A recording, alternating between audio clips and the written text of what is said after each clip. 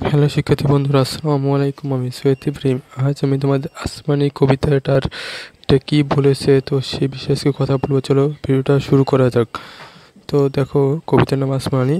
তো আসমানিদের দেখতে যদি তোমরা সবে চাও, তারপর পরের লাইন আছে তোমাদের রহিমউদ্দিনের ছোট্ট বাড়ি রসুলপুরে যাও। মানে আসমানিদের দেখতে যদি তোমরা চাও তো রহিমউদ্দিনের ছোট্ট বাড়ি রসুলপুরে যাও। তো পরের লাইনটা দেখতে পাচ্ছ, বাড়ির তো নয় পাখির বাসা, ভেন্না পাতার ছাউনি। মানে ভেন্না পাতা এক ধরনের গাছ আছে যে ভেন্না গাছ, সেটার কথা বলেছে। একটুখানি বৃষ্টি হলে গড়িয়ে পড়ে পানি। তো সেখানে একটুখানি বৃষ্টি হলে গড়িয়ে পড়ে পানি। পরের লাইন আছে, একটুখানি হাওয়া দিলে ঘর নড়বড় করে, তারই মাঝে আসমানি থাকে বছর ভরে। তো বুঝতেই পারছো এখানে বেশি কোনো কঠিন কথা লেখিনি।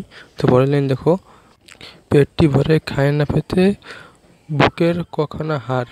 মানে পেট ভরে খাবার পায় না, বুকে কখন হাড়। সাক্ষী দেশে অনাহারে কদিন গেছে হার। তো তার সাক্ষী দিয়েছে যে অনাহারে তার কয় দিন যাচ্ছে তার এই যে মুখখানে হার।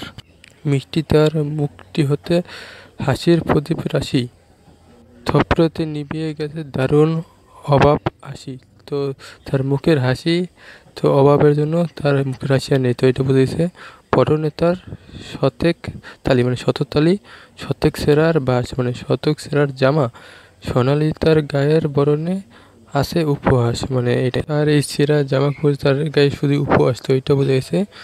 ভ্রমর কারো চোখ দুটিতে নাহি কৌতুক হাসি, মানে তার কালো চোখে কৌতুক হাসি আর নাই। সেখান দিয়ে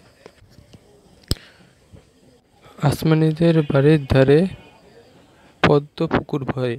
তো পুকুর ভরা পদ্ম ফুল আছে, এটা বুঝেছে। ব্যাঙের ছানা শ্যাওলাপানা কিলবিল বিল করে। তো ওখানে ব্যাঙের ছানা শ্যাওলাপানা কিলবিল করে। ম্যালেরিয়ার মশক, মানে মশা, সেটা বিষ গুচ্ছে জলে। মানে মশক মানে এখানে মশা, মানে মশার বিষ গুচ্ছে জলে। সেই জলেতে রান্না খাওয়া আসমানির চলে। মানে সেই পানি দিয়ে রান্না খাওয়া আসমানির চলে। পেটটি তার ফুলছে পিলি এর মানে একটা অসুখের নাম বলেছে নিতুই। নিতুই মানে নিত্যই সে জ্বর তার, মানে নিত্যই তার জ্বর হয়। বৃদ্ধ মানে ডাক্তার ডেকে ওষুধ করে, পয়সা নাই তার। মানে ডাক্তার ডাকবে যে সেই পয়সাও তার নাই। তো এটা বোঝানো হয়েছে। তো ভিডিওটা দেখার জন্য ধন্যবাদ। সাবস্ক্রাইব করতে ভুলবে না।